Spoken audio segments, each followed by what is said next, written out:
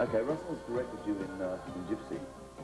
A couple of years later, Russell said to me, one of the most frustrating things is that to meet Stevie Nicks and to meet, of all other people, Martha Davis, they both could have been great actresses. That's a very nice thing to say. Did you ever have any? No. No? No, because I don't like to be, as you know, if I'm having to worry about how I look and how I, you know, if I'm getting older or if, you know, I'm not 95 pounds, if I have to worry about that, it takes away from my being a rock and roll singer. And that's what I am. So that bothers me. And for me also to be told what to say is really hard. So I never, and to repeat and repeat and repeat. I'm really an entertainer. Right. I'm not a studio. You know, I'm not a perfectionist. I'm an entertainer, a live entertainer. Well, you're a songwriter, singer, and performer. All right, going back to Sarah, did that hurt you when that lawsuit happened? If the girl had called me up and asked me and told me, which she did, and of course I did answer I did answer the phone. This woman called me, and she told me her story, and I told her mine, very honestly. And if she had just left it at that, I probably would have, you know, said, which I did say, maybe the same star hit us both at the same time. Right. Maybe the same words came through to you and me at the same time, very similar. That's all right, I accept that. And I'd probably have given her half of that song. But what she did was she talked to me, and she was real nice, and I was real vulnerable and real naive, and I really told her exactly the truth. And she sued me, and she had me subpoenaed, and that made me angry. Does it also make you angry that you are very vulnerable? No, just being Stevie Nicks? Because if I'm not vulnerable, I won't ever write any more songs about vulnerability. Right. And then what am I doing? I need to help people. I need to make people believe that it's all right to be vulnerable and to be a little naive and to be still sweet and kind and good.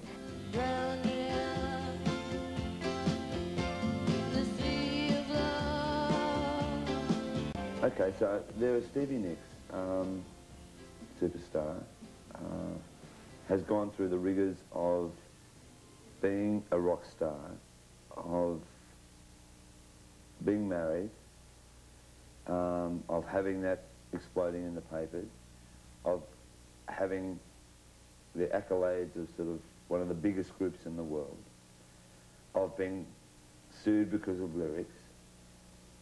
Did you ever feel at that stage, is this worth it? And still she lives in her ivory chamber. Yeah, I wonder sometimes, but I never wonder enough to ever stop doing this, no. Right. They can't hurt me, because the people that listen to me sing, the kids in Australia, the kids in the United States, the kids in Europe, anybody, my friends, you know, you, anybody that wants me to sit down and sing for them, yeah, that makes it worth it. Okay, to go into a solo career, how hard was that? Very difficult. And so come the words of Belladonna about this is life, you know, this is the fast lane. And you never thought that your face would become thin, but it did. And you are in love with, and I'm ready to say, because I'm going to still do this, with or without you. Right. So, also coming out of the darkness, yeah, coming out of the darkness. I thought I was in a little bit of darkness. And because I just needed to sing and to be with people and to work with people. And I had become so cloistered that I had no much life at all. And certainly, as we already spoke of 3 songs per writer, right? Well, I write 3 songs in 3 months, or 3 songs sometimes in 3 weeks, or sometimes 3 songs in 2 days. And so I'm down to 3 songs of my life experience for 3 years, basically. So yeah, that's difficult. So at some point, if you're a really prolific songwriter and you want to be able to walk to that piano, and as Christine calls me, the mad songwriter, and not feel stupid about writing another song. Or have somebody walk by and say, oh great, you're writing another song. I don't want to feel that. And that's why I went to do a solo career. Because I need to write even if nobody ever hears it. Okay. Suddenly a third thing happened, which was almost a landmark as well. I've spoken about the female singing part of leading a group, both you and Chrissy. The video as No, but far I as never America. led that group. Well, sorry? I didn't No, lead I'm that just simply saying you two as Okay. singers, right? Which was A team. an untold thing at that Yes. stage. And becoming huge. The video, as far as making a video, which Americans weren't doing at that stage or taking it too seriously. Right. But we knew they were taking it seriously here, because when we came here, there was nothing but videos on TV. Right. And that was before MTV. Yeah. The third thing is that he was a major star linking up then with another star in Tom Petty and doing duets, which has become, well, I mean, one would think these days that it was always done, no? Which is right back. It was never done. No, it was right back to my grandfather. It was right back to country music, you know. Baby, you come knocking on my front door. Same old. Going back then to your rock and roll thing, which we were talking about before, Tom Petty.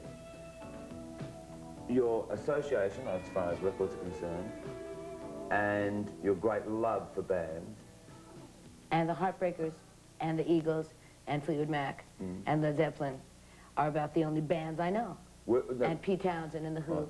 That's it. There's no other bands in this world. Right. Okay, Tom and you doing a thing together, and then you becoming literally part of that band for a while, you know. Was it a sympathy thing because Stevie's a female? A little bit. I need a little, she says, I need a little sympathy.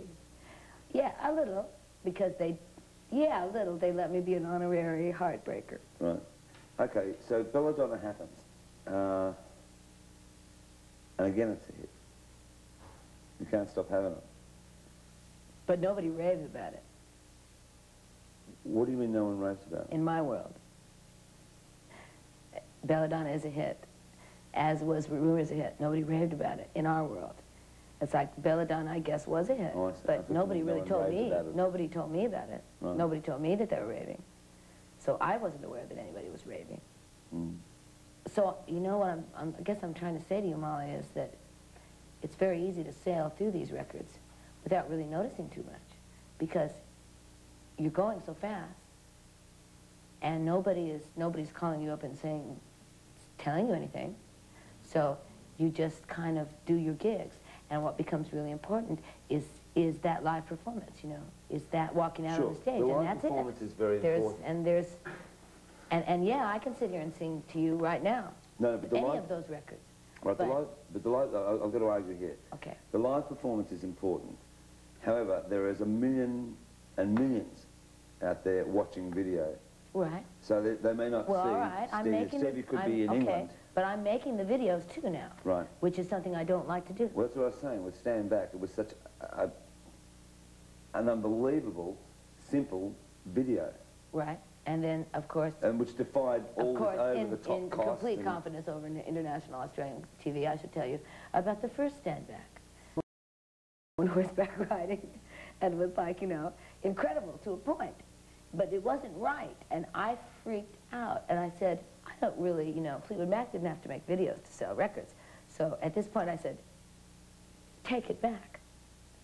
And I redid Stand Back with Jeffrey Hornaby, who choreographed Flashdance. Now you have to know that this sent me into waves of panic, because I am not a dancer, and I am certainly not like, you know, like, what's her name, in Flashdance, right? So I am afraid. And I make this video, right? And I have my kind of gang of dancers who are all going like this, and it's wonderful. And I meet this guy named Brad, who choreographs all my videos to this day, and who puts up with a lot from me because he knows that I'm sweet and he doesn't want to hurt my feelings, you know? It's difficult. Because I'm a rock and roll singer. I'm a rock and roll singer. I know that. I am not a model. I'm not an actress. But still I will playing never, on video. ever, ever, ever, ever, ever be able to model for Vogue. I wish I had never told you what Russell had said. But why However. not? Why not? Why not? because I'm only 5'1" tall. And because you know what? I don't care about being pretty that much. What I want to do is I want to sing to you.